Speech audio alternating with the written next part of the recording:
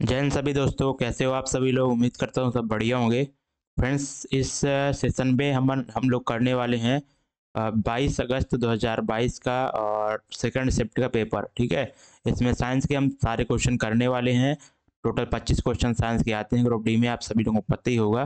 तो रेलवे का कोई भी एग्जाम उन सभी के लिए आपको हेल्प करने वाला है ये सेशन, तो पूरा वीडियो लास्ट तक बस देखिएगा।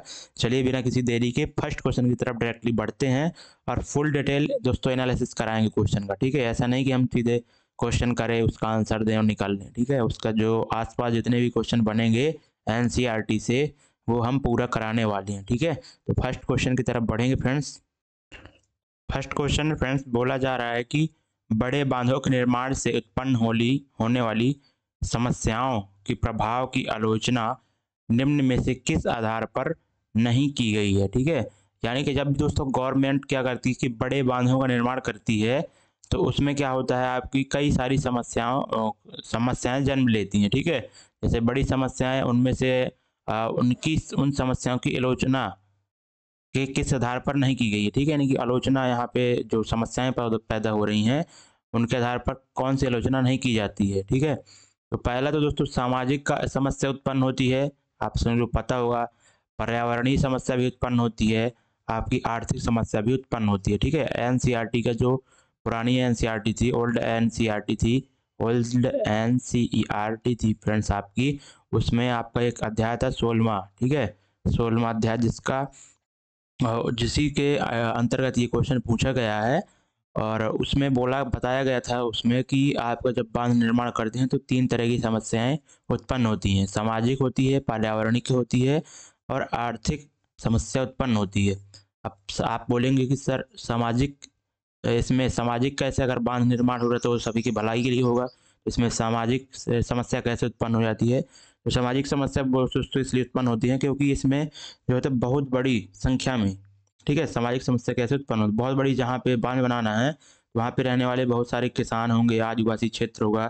ठीक है, तो वहाँ से लोगों को बहुत विस्थापित करना होता है। ठीक है, तो विस्थापित करना होता है, उनको एक जगह से दूसरी जगह शिफ्ट करना होता है। कई बार तो उनको अच्छी तरह से मुआवजा भी नहीं मिल पाता। ठीक है, जिसकी वजह से सामाजिक समस्या आपकी उत्पन्न होती है। ठीक है, सामाजिक समस्या ये उत्पन्न होती है, उनको विस्थापित करना होता है किसानों को, आदिवासियों को। तो ये आपकी सामाजिक समस्या हो गई। और उसके बाद पर्यावरणीय समस्या के बारे में बात करते हैं फ्रेंड्स। तो पर्यावरणीय समस्या क्या होती है कि जब भी जहाँ भी बांध आप निर्माण करते हैं तो वहाँ पे वन क्षेत्र जो होता है और जहाँ वहाँ की जैव विविधता, बायोडाइवर्सिटी, यानी कि वहाँ के जो जीव जंतु हैं, तरह तरह की जड़ी बूटियाँ, वन पौधे, ठीक है, तो वो सारे उनका विनाश हो जाता है, जल में जलमग्न हो जाते हैं, तो जिसकी वजह से उनका विनाश हो जाता है वनों का। ये हो गया। अब जो तीसरा समस्या आती है आर्थिक समस्या। ठीक है, आर्थिक समस्या कैसे आती है कि इसमें दोस्तों अपन जो गवर्नमेंट अपन नॉर्मल व्यक्ति से क्या लेती है, टैक्स पेयर लेती है। ठीक है, टैक्स का पैसा लेती है और इसमें क्या बनाती है, वो बांध का निर्माण करती है। और बांध के निर्माण में दोस्तों बहुत सारा पैसा लगता है। ठीक है, बहुत करोड़ों में, लाखों करोड़ रुपए इसमें एक बांध के निर्माण में लगता है। तो उस तुलना में अगर देखा जाए तो दोस्तों उतने अधिक लोगों को यहाँ पे बेनिफिट नहीं होता है बांध निर्माण से, इसलिए इसका आर्थिक समस्या भी होता है। लेकिन ऐसा कोई मनोवैज्ञानिक समस्या नहीं है दोस्तों बांध निर्माण से, तो इसलिए इसका तीसरा ऑप्शन राइट होगा। तो आपने समझ लिया होगा कि सामाजिक कारण, पर्यावरणिक कारण और आर्थिक कारण यही है। ठीक है, तो आर्थिक कारण में दोस्तों यही है कि आपका जनता का बहुत अधिक धन लगता है और उस अनुपात में कोई लाभ अपेक्षित नहीं होता है इसमें। ठीक है, तो ऑप्शन नंबर तीसरा राइट हो जाएगा। नेक्स्ट क्वेश्चन फ्रेंड्स देखेंगे। नेक्स्ट क्वेश्चन है आपसे फ्रेंड्स, बोला जा रहा है कि निम्न में से कौन सा तत्व अधिकतम क्या रखता है, संयोजी इलेक्ट्रॉनों को दर्शाता है। ठीक है, तो अधिकतम संयोजी इलेक्ट्रॉन, संयोजी इलेक्ट्रॉन मतलब आप लोगों को बता दें हम, किसी भी परमाणु के बाहरी कक्षा में, ठीक है, जो आउटर मोस्ट सेल होती है, उसमें उपस्थित इलेक्ट्रॉनों की संख्या को ही संयोजी इलेक्ट्रॉन कहते हैं। ठीक है, कई लोग संयोजी इलेक्ट्रॉन और संयोजकता, इसमें संयोजकता में बहुत कन्फ्यूजन करते हैं। ठीक है, संयोजी इलेक्ट्रॉन यानी कि किसी भी तत्व के जो बाहरी सेल होती है उसमें अधिकतम इलेक्ट्रॉनों की संख्या, और अधिकतम नहीं, जितने उसमें उपस्थित हो उतने इलेक्ट्रॉनों की संख्या। और संयोजकता यानी कि संयोजकता यानी कि क्या हो जाता है आपका कि उस तत्व को अष्टक अपना अपना बाहरी जो सेल है उसको पूरी तरह से यानी कि अष्टक पूरा करने के लिए जितने इलेक्ट्रॉनों की जरूरत होती है वो उसकी संयोजकता कहलाती है। ठीक है, अब थोड़ा सा अब आगे क्वेश्चन की तरफ बढ़ते हैं। क्वेश्चन में फ्रेंड्स बोला गया है कि यहाँ पे अधिकतम संयोजी इलेक्ट्रॉन किसमें है। तो हाइड्रोजन की जो आपका एटॉमिक नंबर होता है 1 होता है। ठीक है, और नाइट्रोजन का एटॉमिक नंबर 7 होता है। एल्यूमिनियम का एटॉमिक नंबर आपका मैग्नीशियम एल्यूमिनियम तो इसमें 13 होता है। ठीक है, और फ्लोरीन आपका इसमें 9 होता है इलेक्ट्रॉन। ठीक है, इलेक्ट्रॉन यानी कि जितने प्रोटॉन होते हैं उतना ही उसका क्या होता है एटॉमिक नंबर होता है, और यहाँ पे जितने प्रोटॉन होंगे उतने ही इलेक्ट्रॉन होंगे। ठीक है, तो यहाँ पर आप देख सकते हैं कि इसका इलेक्ट्रॉनिक विन्यास केवल 1 ही रहेगा, इसका 2, और पहली कक्षा में 2 ही इलेक्ट्रॉन रहते हैं, उसके बाद आपका 2 और उसके बाद आपका कितना हो जाएगा दूसरी सेल में 5 हो जाएंगे। ठीक है, और यहाँ पर 2 उसके बाद 10। ठीक है, क्योंकि दूसरी सेल में अधिकतम 10 इलेक्ट्रॉन ही आ सकते हैं। ठीक है, उसके बाद अगर आप देखेंगे 2 10 और इधर 3 आ जाएंगे तीसरी वाले में, और यहाँ पे आप देख सकते हैं कि 2 और इधर 7। ठीक है, दूसरी कक्षा में देखो किसी भी सेल में अधिकतम इलेक्ट्रॉनों की संख्या निकालने के लिए बता दूं फॉर्मूला होता है 2n²। ठीक है, जैसे पहला n का वैल्यू अगर पहला सेल के लिए हम इलेक्ट्रॉन निकालना अधिकतम तो n की वैल्यू 1 रखेंगे तो अधिकतम 2 ही इलेक्ट्रॉन उसमें रख सकते हैं। देखो यहाँ पे सभी जगह 2 2 है ना, हाइड्रोजन के पास तो केवल 1 इलेक्ट्रॉन है तो पहली कक्षा में रह जाएगा वो। ठीक है, बाकी इनमें अधिक हैं तो 2, तो पहले वाला कक्षा पूरा हो गया उसके बाद आगे जाएगा। ठीक है, और इसी तरह दूसरे के लिए अगर रखते हैं अपन तो दूसरा आपका कितना हो जाएगा, तो दूसरे सेल में अधिकतम इलेक्ट्रॉनों की संख्या 2 दूनी 4 दूनी 8 हो जाएगी। ठीक है, तो अब आप यहाँ पे कहीं पे देख रहे हो कि हमने मिस्टेक कर दी है, यहाँ पे आपने 10 ले लिया तो इसको हम गलत कर देंगे। ठीक है, यहाँ पे केवल 8 ही इलेक्ट्रॉन आने वाले हैं। ठीक है, अब तो जब भी तो 2 8 और 3 13 होंगे ना। ठीक है, तो इस तरह से आप इसको कर सकते हैं। क्लियर है ना। तो अब आपको बोला गया कि संयोजी इलेक्ट्रॉनों को अधिकतम संयोजी इलेक्ट्रॉनों को दर्शाता है, तो आउटर मोस्ट सेल में किस तत्व में अधिकतम इलेक्ट्रॉन है। ठीक है, तो आउटर मोस्ट सेल में इस हाइड्रोजन में 1 ही है। ठीक है, और नाइट्रोजन में कितने हैं 5 हैं, और एल्यूमिनियम में 3 हैं, और फ्लोरीन में 7 हैं। तो आउटर मोस्ट सेल में दोस्तों फ्लोरीन में ही मैक्सिमम 7 इलेक्ट्रॉन हैं। ठीक है, और अगर संयोजकता की बात करें तो संयोजकता यानी कि उसको अष्टक पूरा करने के लिए कितने इलेक्ट्रॉन चाहिए, तो यहाँ पे देखो फ्लोरीन की बात करें तो अगर ये 1 इलेक्ट्रॉन कहीं से पा जाता है तो इसकी संयोजकता क्या हो जाएगी 1 हो जाएगी, तभी तो अष्टक इसका पूरा हो जाएगा ना, अगर 1 इलेक्ट्रॉन इसका जुड़ जाता है। ठीक है, तो इसकी संयोजकता हो जाएगी। और एल्यूमिनियम की संयोजकता इसकी भी कितनी है, ये 3 इलेक्ट्रॉन दे देगा तो इसकी संयोजकता 3 हो जाएगी। ठीक है, और यहाँ पर आप देखिए तो इसके बारे में नाइट्रोजन की बात करें तो इसकी संयोजकता कितनी हो जाएगी, इसकी भी 3 हो जाएगी क्योंकि ये 3 ग्रहण करना ज़्यादा आसान रहेगा इसके लिए, और हाइड्रोजन की संयोजकता 1 हो जाएगी। ठीक है, ये 1 इलेक्ट्रॉन कहीं से पा लेगा तो इसकी अष्टक पूर्ण हो जाएगा। ठीक है, अष्टक पूर्ण करने के लिए तो 2 इलेक्ट्रॉन बाहरी सेल में होना चाहिए या फिर 8। ठीक है, ये आपको सभी को पता ही होगा। अगला क्वेश्चन देखते हैं। नेक्स्ट क्वेश्चन है फ्रेंड्स, आपसे बोला जा रहा है यहाँ पे कि प्रोपीन यौगिक की समजातीय श्रेणी का यहाँ पे अगला चौथा सदस्य कौन सा होगा। ठीक है, तो सबसे पहले आप देखते हैं कि प्रोपीन के बारे में बात कर रहा है। प्रोपीन यानी कि एक तरह से इसमें कैसा साउंड आ रहा है एल्कीन। ठीक है, यानी कि एल्कीन समूह से रिलेटेड है ये, एल्केन एल्कीन एल्काइन। तो एल्कीन का फॉर्मूला क्या होता है CnH2n। ठीक है, तो यहाँ पे प्रोपीन की बात कर रहा है, यानी कि प्रोपीन में क्या होता है कि मेथ एथ प्रोप। ठीक है, प्रोप यानी कि यहाँ पे कार्बन 3 होंगे। ठीक है, तो C3H6 यहाँ पे इसका फॉर्मूला हो जाने वाला है। अब प्रोपीन के बाद आगे बोला गया है कि इसकी जो समजातीय श्रेणी का अगला चौथा बताना सदस्य। ठीक है, समजातीय श्रेणी यानी कि आपका एल्कीन वाला ही लेना है आपको, क्योंकि ये एल्कीन समूह से संबंधित है प्रोपीन, तो उसके अगला लेना है चौथा। ठीक है, तो प्रोपीन यानी कि ये 3 कार्बन परमाणु हैं तो उसके अगला चौथा कितने हो जाएंगे 3+4, यानी कि आपका 7 कार्बन परमाणु उसमें होने चाहिए। ठीक है, यानी कि आप यहाँ पर अगर इस फॉर्मूले में n की वैल्यू क्या रख देते हैं 7, ठीक है। तो h यहाँ पे कितना हो जाएगा 7 दूनी 14, तो ये आपका आंसर हो जाएगा, ठीक है। ऑप्शन नंबर दूसरा इज द राइट आंसर। और अगर इसका नाम पूछ ले तो इसका नाम क्या हो जाएगा, जो कार्बन अगर एक है उसको मेथ बोलते हैं, ठीक है, मेथ, ठीक है, मेथ। और मैं थोड़ा सा नंबर ये लिख भी देता हूँ आपके लिए, जो केमिस्ट्री की नंबरिंग होती हैं, ठीक है, वो कैसी होती हैं उनको अगर लिख देता हूँ मैं। तो पहले होता है आपका मेथ होता है, ठीक है, फिर आपका एथ होता है मेथ एथ, प्रोप, फिर आपका ब्यूट, फिर आपका पेंट, फिर आपका हेक्स, ठीक है, फिर आपका हेप्ट होता है, ठीक है। तो ये हेप्टीन हो जाएगा फ्रेंड्स, क्या हो जाएगा हेप्टीन, ठीक है। और हेप्ट, फिर ऑक्ट होता है, ऑक्ट, फिर नॉन होता है, फिर डेक होता है। ये चीज़ें बात याद रखना है, ठीक है, 10 तक तो आपको ये याद ही होना चाहिए। अगला क्वेश्चन देखेंगे। क्वेश्चन में बोला जा रहा है आपका कि निम्नलिखित में से किस खाद्य पदार्थ में आयरन प्रचुर मात्रा में पाया जाता है। पहला ऑप्शन है चावल, ठीक है। चावल में आप सभी लोगों को पता होगा कि इसमें क्या होता है, मैक्सिमम स्टार्च होता है, ठीक है। क्या होता है, नहीं स्टार्च, सॉरी, स्टार्च तो आलू में पाया जाता है। इसमें आपका मैक्सिमम कार्बोहाइड्रेट होता है, ठीक है। क्या होता है, कार्बोहाइड्रेट, ठीक है, कार्बोहाइड्रेट्स, ठीक है, कार्बोहाइड्रेट्स। और दूध की बात करें तो इसमें तो बहुत सारी चीज़ें पाई जाती हैं, ठीक है, विटामिन्स होती हैं और प्रोटीन्स वगैरह होती हैं, ठीक है। मक्खन दूध से ही मिलकर बनता है तो वही सेम प्रॉपर्टी ये भी रखेगा। लेकिन गुड़ जो दोस्तों एक ऑप्शन है आपका, इसमें बहुत सारा आयरन पाया जाता है, ठीक है।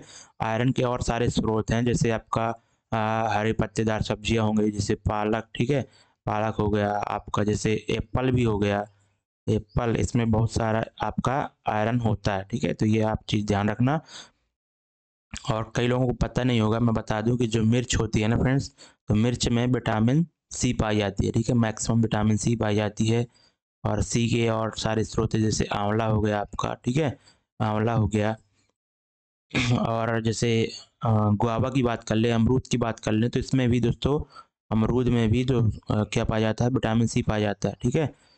तो आप लोगों को मिर्च मैंने इसलिए बता दी क्योंकि सभी लोग समझते हैं कि जो खट्टे फल होते हैं तो उनमें विटामिन सी पाया जाता है, तो मिर्च तो कई लोग सोचते भी नहीं कि इसमें क्या होगा, ठीक है, और एग्जाम में पूछा भी जाता है, इसलिए मैंने बताया। नेक्स्ट क्वेश्चन देखेंगे।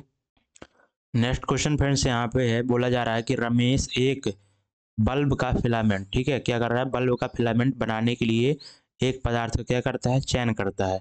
चयनित पदार्थ इनमें से कौन से गुण होना चाहिए, चयनित पदार्थ में इनमें से कौन सा गुण होना चाहिए इसके लिए, बल्ब के फिलामेंट के लिए, ठीक है।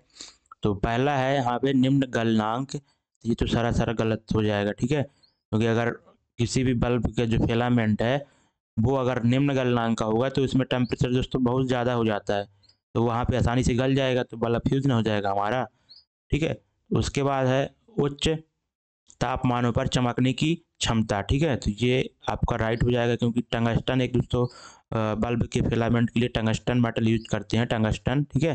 तो टंगस्टन में दोस्तों क्या होता है, टंगस्टन का जो मेल्टिंग पॉइंट होता है वो 3380 डिग्री सेल्सियस होता है, बहुत ज़्यादा ही टेम्परेचर है ये, ठीक है। और इस जब टेम्परेचर पे आता है तो बहुत अधिक मात्रा में यहाँ पे क्या होता है, चमक उत्पन्न होती है, ठीक है, क्लियर है ना। तो इसका गलनांक मेल्टिंग पॉइंट तो बहुत ज़्यादा होता है, तो इसलिए पहला तो गलत हो गया है। उच्च प्रतिरोध, ठीक है, उच्च प्रतिरोध होगा तभी तो वहाँ पे क्या होगी, हीट मैक्सिमम जनरेट होगी ना, ठीक है, क्योंकि आपको पता होगा आज एच बराबर हीट का जो फार्मूला होता है I²R, ठीक है, और टी, ठीक है, I²RT ये फार्मूला होता है, यानी कि आर, यानी कि एच डायरेक्टली से समानुपाती है आर के, ठीक है, यानी कि जो रेजिस्टेंस जितना ज़्यादा होगा हीट उतनी ज़्यादा उत्पन्न होगी, तो प्रकाश भी उतना ज़्यादा ही देगा वो, ठीक है। इसलिए दूसरा भी राइट है और तीसरा भी, ठीक है। Option number A is the right answer. Clear है। अगला क्वेश्चन देखेंगे। क्वेश्चन में फ्रेंड्स बोला जा रहा है कि यहाँ पर देख सकते हैं, बहुत अच्छा क्वेश्चन है और पूरी एनसीईआरटी को छाप दिया है यहाँ पे, ठीक है, उठा के। क्वेश्चन को देख के डरिएगा मत, क्योंकि इसमें आपका जो एनसीईआरटी की 10th क्लास का एक चैप्टर है हेरिडिटी, ठीक है, यानी कि आनुवांशिकता, उसी से रिलेटेड है। और अगर जिसने पढ़ा होगा तो आसानी से इस क्वेश्चन को कर लेगा, ठीक है। पहला है मेंडल से पहले कई वैज्ञानिकों ने मटर और अन्य जीवों के लक्षणों की वंशानुगत का अध्ययन शुरू किया था। ठीक है, यानी कि ग्रेगर जॉन मेंडल थे, उनसे पहले भी कई लोगों ने मटर और अन्य जीवों के लक्षणों पर आनुवंशिकता का अध्ययन किया था, लेकिन मेंडल वंशानुगत के नियम देने में सफल रहे। लेकिन उनमें से सफल कौन रहे? मेंडल। ठीक है, तो मेंडल की सफलता से संबंधित कुछ तर्क नीचे दिए गए हैं, जिनमें से एक के अलावा अन्य सभी हैं। ठीक है, यानी कि मेंडल की सफलता होने के कारण जो हैं वो यहाँ पे नीचे दिए गए हैं, लेकिन उनमें से एक गलत तर्क दिया गया है, तो उसको अपन को चुनना है, चयन करना है। तो पहला ऑप्शन यहाँ पर दिया गया है, उन्होंने एक समय में एक लक्षण की वंशानुगत का अध्ययन किया। ठीक है, तो यही तो राइट है ना, यही तो, इसी के कारण तो उनको सफलता मिली थी, क्योंकि वो सभी को झोल मोल न करके नहीं चले। ठीक है, जिस प्रेजेंट में जी के चले वो, यानी कि एक समय में वो एक ही केवल लक्षण का यहाँ पे उनने अध्ययन किया, जबकि उनसे पहले के वैज्ञानिकों ने जीवों का संपूर्ण रूप से लेकर अध्ययन किया। ठीक है, तो ये तो आपका उनका सक्सेस होने का तो कारण रहेगा ना ये। उसके बाद है, उन्होंने अपने विज्ञान और गणित की ज्ञान को मिश्रित किया। ठीक है, यानी कि वो उन्होंने अपना जो विज्ञान और गणित का ज्ञान था उसी को मिश्रित करके यहाँ पर जो आनुवंशिकता का सिद्धांत दिया था उन्होंने। ठीक है, तो ये भी उनके सक्सेस होने का कारण है। उनकी मैथ और साइंस दोनों बहुत ही मजबूत सब्जेक्ट थे। ठीक है, दोनों में उन प्रख्यात मतलब कि उनको बहुत ज़्यादा ज्ञान था, तो इसलिए वो यहाँ पर बहुत ही इम्पोर्टेंट साबित हुआ है यहाँ पर। ठीक है, और तीसरा जो है, उन्होंने प्रत्येक पीढ़ी में किसी विशेष लक्षण वाले जीवों की गिनती रखी थी।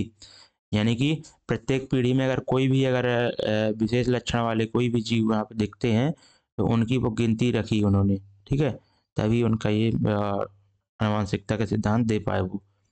चौथा है, उन्होंने छोटे आकार के नमूनों के आधार पर काम किया था, तो ये आपका सरासर गलत है। ठीक है, ये सक्सेस होने का केवल कारण नहीं है आपका कि वो अगर छोटे नमूने का था, छोटा नमूना तो सहूलियत के आधार पर उन्होंने लिया था। ठीक है, बाकी वो ऐसा कोई कारण नहीं रहा कि हाँ छोटा उन्होंने नमूना लिया जिसकी वजह से उनका आनुवंशिकता का सिद्धांत सफल रहा। ठीक है, तो चौथा आपका रॉन्ग हो जाएगा। Next question. क्वेश्चन फ्रेंड्स बोला जा रहा है कि डैश के उपयोग से पर्यावरण के अनुकूल कैरी बैग, ठीक है, कैरी बैग तैयार किए जा सकते हैं। ठीक है, यानी कि ऐसा कौन सा यहाँ पे पदार्थ है, ठीक है, जिसका हम उपयोग करके पर्यावरण के अनुकूल, यानी कि पर्यावरण को हानि न पहुंचाए ऐसे कैरी बैग, यानी कि उनको एक जगह से दूसरी जगह तक ले जाने वाले बैग्स हम तैयार कर सकते हैं। तो यहाँ पर पहला कागज, दूसरा कांच, रबड़, प्लास्टिक। कांच, रबड़, प्लास्टिक, ये दोस्तों आप सब लोगों को पता होगा कि नॉन बायोडिग्रेडेबल आपके पदार्थ हैं, यानी कि ये अजैव निम्नीकरण पदार्थ हैं। क्या है? अजैव निम्नीकरण, यानी कि इनको ये पर्यावरण प्रक्रम के अनुसार इनका जो है तो डिकम्पोज नहीं हो सकते हैं, ठीक है, आसानी से पर्यावरण में। लेकिन जो कागज है ये तो आसानी से, अगर कोई बैग है कोई फेंक देता है अगर उसको, तो वो एनवायरनमेंट के अनुसार वो आसानी से डिकम्पोज हो जाएगा। इसलिए यहाँ पर कैरी बैग है जो पर्यावरण के अनुकूल होगा, वो कागज से बनाए जा सकते हैं। ठीक है, नेक्स्ट क्वेश्चन मैग्नेटिज्म से रिलेटेड है, और इसमें बोला जा रहा है कि एक सीधे धारावाही चालक, ठीक है, एक स्टेट करंट कंडक्टर है, और उसमें बोला जा रहा है कि इसके कारण उत्पन्न चुंबकीय क्षेत्र की दिशा आपको बतानी है, और चुंबकीय क्षेत्र की दिशा निर्धारित करने के लिए कौन सा नियम उपयोग किया जाएगा। ठीक है, तो एक एक ऑप्शन को लेकर अपन यहाँ पे चेक करने वाले हैं। तो चौथे ऑप्शन को देखें कि बाएं हाथ की अंगूठी का नियम। ठीक है, तो बाएं हाथ का अंगूठी का नियम दोस्तों ऐसा कोई नियम नहीं होता है। ठीक है, दाएं हाथ की अंगूठी का नियम होता है। और उसके बाद है फ्लेमिंग का दाएं हाथ का नियम। ठीक है, तो फ्लेमिंग के राइट हैंड रूल के बारे में बात करें, ये दोस्तों आपको क्या बताता है, ये आपको बताता है किसकी डायरेक्शन, आपको करंट की डायरेक्शन। ठीक है, फ्लेमिंग के दाएं हाथ का नियम क्या बताता है? धारा की दिशा, यानी कि आई की डायरेक्शन बताता है। ठीक है, और फ्लेमिंग के बाएं हाथ के नियम की बात करें फ्रेंड्स, तो ये आपको बताता है, ठीक है, क्या बताता है आपका? फोर्स की डायरेक्शन, ठीक है, बल की दिशा। ठीक है, मैग्नेटिक फील्ड के जो फोर्स होगा उसकी डायरेक्शन, ठीक है, फोर्स की डायरेक्शन। और जो दाएं हाथ के अंगूठे का नियम जो होता है वो आपको बताता है इसकी दिशा, चुंबकीय क्षेत्र की दिशा, ठीक है, मैग्नेटिक फील्ड की दिशा, ठीक है, मैग्नेटिक फील्ड की दिशा, ठीक है। तो ये आपका यहाँ पे this is the right answer. Clear है। अगला क्वेश्चन देखेंगे। क्वेश्चन फ्रेंड्स बोला जा रहा है आपका कि निम्नलिखित में से कौन सा उपकरण विद्युत धारा के तापीय प्रभाव पर आधारित है, ठीक है। विद्युत धारा के तापीय प्रभाव यानी कि विद्युत जो है वहाँ पे ताप में परिवर्तित हो जा रही है, ऊष्मा में परिवर्तित हो जा रही है, तो उस पर कौन सा यहाँ पे उदाहरण यहाँ पे उससे संबंधित है। तो पहला है ऑप्शन कि तापदीप्त लैंप, ठीक है, यानी कि जो तापदीप्त लैंप होते हैं, यानी कि उसमें अगर करंट दिया जाएगा तो वो क्या करते हैं कि उजेला देते हैं, ठीक है, प्रकाश देते हैं, और वो तापीय प्रभाव पर आधारित होती हैं, ठीक है। तो ये तो आपका राइट हो जाएगा। और इलेक्ट्रिक गीजर, गीजर भी किसी चीज़ को, जैसे वो गीजर होता है जो वाटर को गर्म करता है ना, बिजली देते हैं एक तरफ से, दूसरी तरफ से वो गर्म होकर आपका वाटर निकलता है, तो यानी कि ये भी तापीय प्रभाव पर आधारित है। लेकिन जो विद्युत जनरेटर है इलेक्ट्रिक के तापीय प्रभाव पर आधारित नहीं है, ठीक है। ये दोस्तों किस पर आधारित होता है, ये आपका इलेक्ट्रोमैग्नेटिक फ्लक्स पर के सिद्धांत पर कार्य करने वाला एक उपकरण है, ठीक है, विद्युत जनरेटर, ठीक है। और ये यांत्रिक ऊर्जा को इसमें चेंज कर देता है, विद्युत जनरेटर विद्युत ऊर्जा में, ठीक है। तो इसलिए आपका राइट आंसर हो जाएगा ऑप्शन नंबर तीसरा। नेक्स्ट क्वेश्चन देखेंगे। क्वेश्चन फ्रेंड्स बोला जा रहा है आपका कि जो ठीक है जियोमॉर्फोलॉजी है जो कि भौतिक भूगोल की एक शाखा है, और इनमें से किस क्षेत्र के अध्ययन के लिए यह समर्पित है। तो जो जियोमॉर्फोलॉजी है दोस्तों ये किससे संबंधित है, तो भू आकृतियों का अध्ययन, ठीक है, जो भू आकृतियाँ होती हैं उनकी अध्ययन के लिए हम यूज करते हैं जियोमॉर्फोलॉजी। और अगर अपन लोग बात करते हैं मृदा का अध्ययन तो ये दोस्तों होता है पेडोलॉजी, ठीक है, पेडोलॉजी याद रखना आप लोग। और वह जो पानी का अध्ययन होता है वो हाइड्रोलॉजी कहलाता है, हाइड्रोलॉजी, ठीक है। और अगर वायुमंडल की बात करें तो ये कहलाता है आपका, ठीक है, ये क्या कहलाता है, ये आपका कहलाता है मीटरियोलॉजी, ठीक है, क्या कहलाता है, मीटरियोलॉजी, मेट्रियोलॉजी, ठीक है। ये चीज़ ये इसकी बात कर रहा हूँ मैं, ठीक है। अगला क्वेश्चन देखेंगे। क्वेश्चन बोला जा रहा है कि आपका किसी चालक का प्रतिरोध डैश के अनुक्रमानुपाती होता है, ठीक है, अनुक्रमानुपाती होता है। तो प्रतिरोध किसके अनुक्रमानुपाती होता है, चालक का प्रतिरोध आपको बताना है। तो जो रेजिस्टेंस होता है वो क्या होता है कि आपका रो यानी कि प्रतिरोधकता इनटू लंबाई अपॉन नीचे क्या होता है क्रॉस सेक्शन एरिया, ठीक है। तो चालक के टर्मिनलों के बीच आरोपित विभवांतर के, तो विभवांतर तो यहाँ पे कोई रोल ही नहीं रखता, ठीक है, यहाँ पे देख सकते हैं फॉर्मूले में चालक के अनुप्रस्थ काट के क्षेत्रफल के, तो ये तो उसके व्युत्क्रमानुपाती होता है, ठीक है, तो ये भी गलत हो जाएगा, अनुक्रमानुपाती बताना है। और चालक की लंबाई के, ये राइट हो जाएगा, ठीक है, क्योंकि चालक की लंबाई डायरेक्टली यहाँ पे प्रोपोर्शन है उसके, डायरेक्टली अनुक्रमानुपाती है, चालक से होकर प्रवाहित होने वाली धारा के से कोई रिलेशन नहीं है। तो जो आपका रेजिस्टेंस होता है वो किसी चालक, जिस चालक में धारा प्रवाहित हो रही है उसकी लंबाई के समानुपाती होता है, और उस चालक तार के क्रॉस सेक्शन एरिया के व्युत्क्रमानुपाती होता है। ये चीज़ें आपको याद रखना, ठीक है। नेक्स्ट क्वेश्चन देखेंगे। क्वेश्चन फ्रेंड्स बोला जा रहा है आपका कि डीसी मोटर के लिए निम्न में से कौन सा कथन सत्य है, ठीक है। तो डीसी यानी कि डायरेक्ट करंट वाला मोटर होता है जो, उससे रिलेटेड क्वेश्चन है। पहला है कि स्प्लिट रिंग का कार्य धारा के प्रवाह को लौटना है, बिल्कुल सही है। तो ये स्प्लिट रिंग दोस्तों चाहे एसी मोटर हो चाहे डीसी मोटर हो, दोनों में स्प्लिट रिंग का सेम वर्क है, यानी कि धारा की प्रवाह को लौटना है, तो ये तो राइट हो जाएगा। उसके बाद तीसरा अगर पढ़ते हैं अपन लोग तो प्रत्येक आधे घूर्णन के बाद धारा को उलटने की वजह से कुंडली में निरंतर घूर्णन होता रहता है, ठीक है। अगर ये स्प्लिट रिंग नहीं होती तो धारा की दिशा को ही उलट नहीं पाता, और जिससे लगातार नहीं घूम पाता अपना मोटर, ठीक है। तो इसलिए ये धारा स्प्लिट रिंग जो होती हैं धारा की प्रवाह को उलट देती हैं, इसके वजह से कुंडली निरंतर घूर्णन होने लगता है उसमें, ठीक है। लेकिन जो आपका दूसरा ऑप्शन है बोला जा रहा है कि चुंबकीय क्षेत्र के समांतर संरेखित कुंडली की भुजाओं पर अधिकतम बल होता है, तो इसके लिए एक फॉर्मूला होता है, ठीक है, वो होता है आपका फोर्स की बात करें तो अधिकतम बल की बात करें तो वो होता है आपका आई, ठीक है, IBL साइन थीटा, ठीक है। यानी कि जो थीटा एंगल है वो किसके बीच में है, धारा और चुंबकीय क्षेत्र के बीच में, आई और बी के बीच में, चुंबकीय क्षेत्र के बीच का एंगल है। तो अगर ये समांतर, दोनों एक दूसरे के समांतर होंगे, चुंबकीय क्षेत्र और जो वो संरेखित कुंडली है, तो अगर वो एक दूसरे के समांतर होंगे यानी कि 0 डिग्री का एंगल बनेगा, तब तो फोर्स 0 हो जाएगा ना, क्योंकि साइन 0 का मान 0 होगा तो सभी 0 हो जाएगा, तो फोर्स अधिकतम कैसे हो जाएगा, ठीक है। लेकिन अगर यहाँ पे साइन 90 डिग्री होगा, ठीक है, तभी तो अधिकतम मान प्राप्त होगा, ठीक है। इसलिए इसको लंबवत होना चाहिए था, ना कि यहाँ पे समांतर, ठीक है। तो इसलिए आपका ये रॉन्ग हो जाएगा, ऑप्शन नंबर पहला राइट हो जाएगा। नेक्स्ट देखेंगे,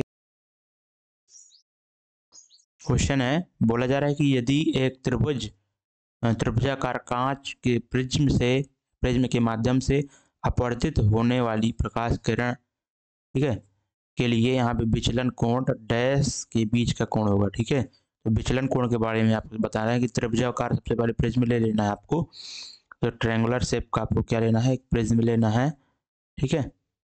आपको दिख रहा होगा ना शायद, हाँ दिख रहा है। तो ट्रायंगुलर शेप में आपको इस प्रिज्म लेना है।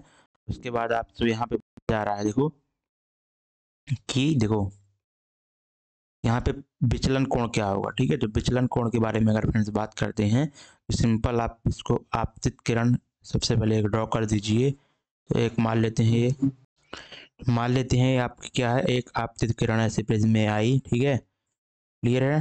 तो उसके बाद अगर आप बात करते हैं, ये आपतित किरण आई और प्रिज्म में जब जाएगी तो वो क्या होगी, ये आपको नॉर्मल हो गया, ठीक है, ये आपका विलंब हो गया, ठीक है, और वो क्या हो जाएगी, अवलंब की तरफ झुक जाएगी, क्योंकि हवा से जब प्रिज्म में जाएगी तो प्रिज्म वो कांच का होता है और कांच हवा से सघन होती है, तो सघन माध्यम में जब कोई किरण जाती है तो अपवर्तित होकर अभिलंब की तरफ झुक जाती है, ठीक है। यानी कि कैसी हो जाएगी, कुछ ऐसी हो जाएगी, ठीक है। अब यहाँ पे जैसे गिरी तो अब ये इस सतह के लंबवत जो होगा सतह वो अभिलंब होगा, नॉर्मल होगा, ठीक है। और ये किरण कहाँ जा रही है आपकी, देख सकते हैं कि कांच से अब हवा में जाएगी, यानी कि अभिलंब से दूर हटेगी, ठीक है। यानी कि ऐसे कैसे निकल जाएगी वो, ठीक है, दूर जाएगी, जानी थी ऐसे, नहीं चली गई ऐसे, ठीक है। तो अब आपको बताना है कि निर्गत किरण, जो निर्गत कोण होगा वो क्या होगा, ठीक है। तो अब अगर इसकी बात करते हैं तो आपकी जो ये आपतित किरण है ना, उसको अगर आप ऐसे आगे बढ़ा देते हैं, ठीक है, और जो निर्गत किरण है ये बाहर जो निकल रही है तो उसको ऐसे आगे बढ़ा देते हैं, तो इनके बीच जो ये एंगल निर्भर हो रहा है, ठीक है। कौन सा एंगल, थोड़ा सा मैं दिखा दूंगा आपको, ये वाला एंगल, ठीक है, ये एंगल, इसी को निर्गत कोण कहते हैं, ठीक है।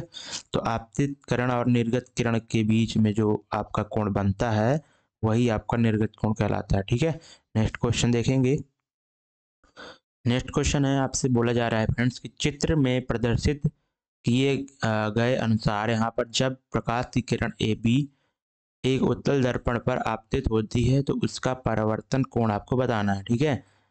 परावर्तन यानी कि रिफ्लेक्टेड एंगल आपको बताना है, ठीक है। और यहाँ पे इंसिडेंट रे है आपकी वो AB है, ठीक है। तो यहाँ पे आप देख सकते हैं कि ये कौन सा मिरर दिया गया है आपका, उत्तल दर्पण, ठीक है, यानी कि कॉन्वेक्स मिरर, ठीक है। तो ये आपकी किरण आ रही है और सेंटर ऑफ कर्वेचर की तरफ आपतित होती हुई प्रतीत हो रही है, ठीक है।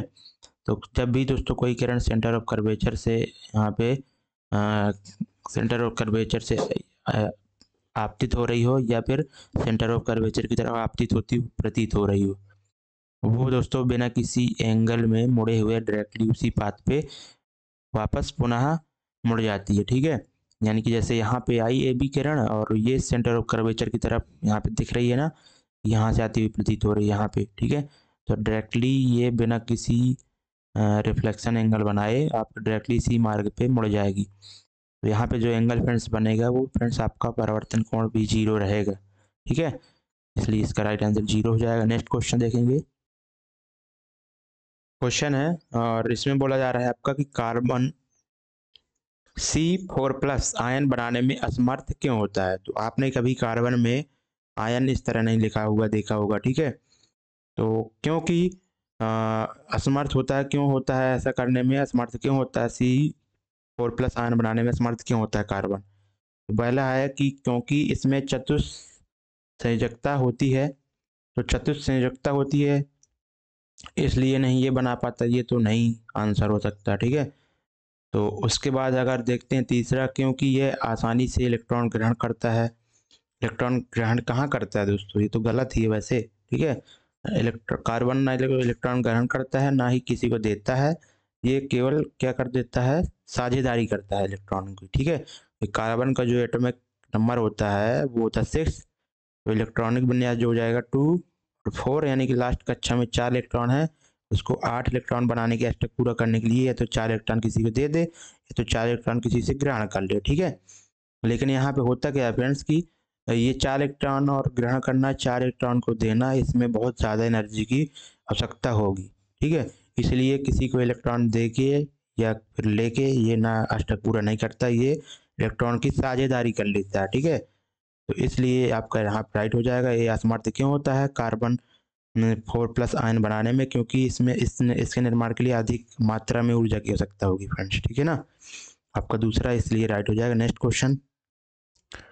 क्वेश्चन फ्रेंड्स बोला जा रहा है कि फ्लोएम पौधों का संवहनी ऊतक है जो डैश का परिवहन करता है, ठीक है। तो जल का परिवहन कौन करता है फ्रेंड्स? तो जल का परिवहन तो आपको पता होगा कि नीचे जब जड़ों से जल का परिवहन करता है आपका जो एक दो संयोजनी संवहनी ऊतक होते हैं, एक जाइलम एक फ्लोएम। तो जो जाइलम होता है, जाइलम वह क्या करता है कि जल का संवहन करता है, ठीक है। और उसके बाद जो ऑक्सीजन, ठीक है, ऑक्सीजन और कार्बन डाइऑक्साइड जो गैसों का विनिमय होता है वो स्टोमेटा के द्वारा होता है। स्टोमेटा जो रंध्र होते हैं पत्तियों में, तनों में, ठीक है, उसके द्वारा होता है, ठीक है। गैसों का वही सेम चीज़ हो गया। और लेकिन पोषक तत्वों का संवहन कौन करता है? तो न्यूट्रिशन का संवहन करता है फ्लोएम, ठीक है। क्लियर है ना?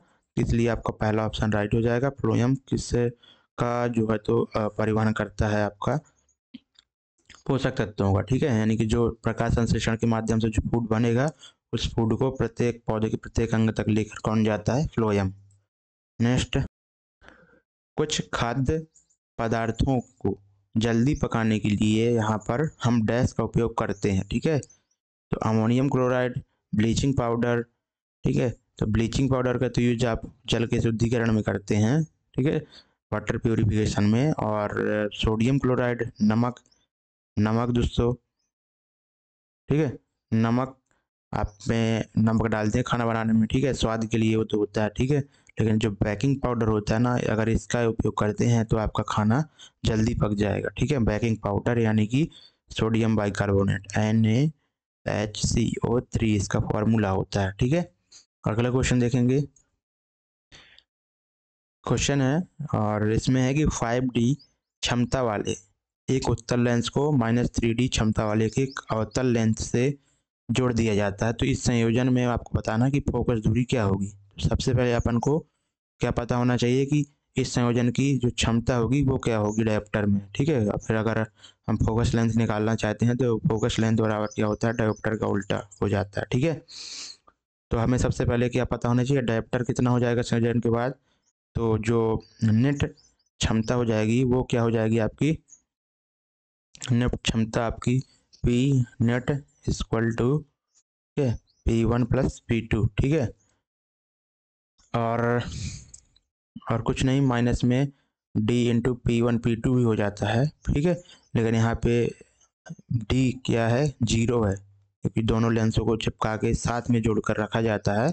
तो जो उनके बीच की दूरी हो जाएगी 0 हो जाएगी। तो इसका मतलब कोई मान ही नहीं है, मतलब इसका कोई मतलब नहीं है। अपन को इनसे मतलब है। तो P1 आपका 5D, ठीक है, प्लस P2 आपका -3D। तो यानी कि जो इसको हल करेंगे तो 2D आ जाएगा, ठीक है। यानी कि 2D आ गया। जब फोकस लेंथ कितनी हो जाएगी, 1/2D, ठीक है। यानी कि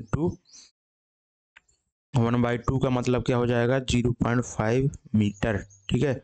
अब मीटर को सेंटीमीटर में अगर आप चेंज करते हैं तो 100 का मल्टीप्लाई करेंगे तो 50 सेंटीमीटर आपका राइट आंसर हो जाने वाला है। नेक्स्ट क्वेश्चन देखेंगे।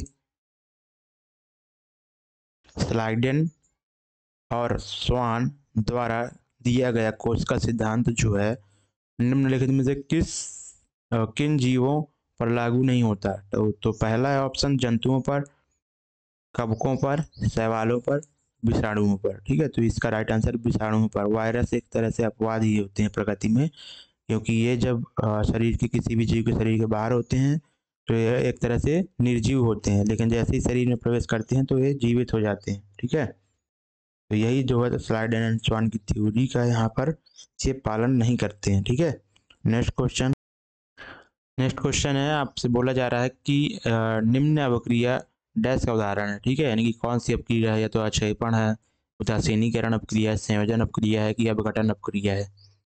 तो यहाँ पर आप देख सकते हैं कि MgOH, ठीक है, मैग्नीशियम हाइड्रोक्साइड है और HCl है।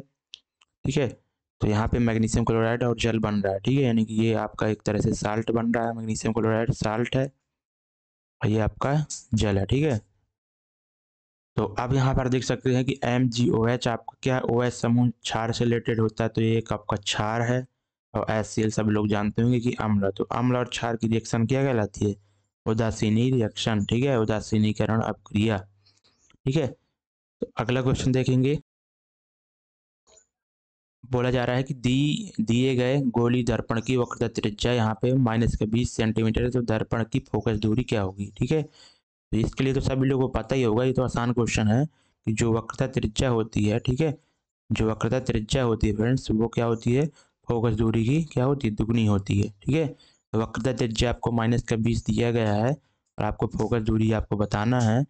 तो आपकी यहाँ से फोकस दूरी जब 20 का डिवाइड कर देंगे उसमें, तो आपकी वो कितनी आ जाएगी, -10 सेंटीमीटर। ठीक है, ऑप्शन नंबर तीसरा आसान क्वेश्चन था ये। फ्रेंड्स आपके सारे क्वेश्चन कंप्लीट हो चुके हैं यहाँ पर।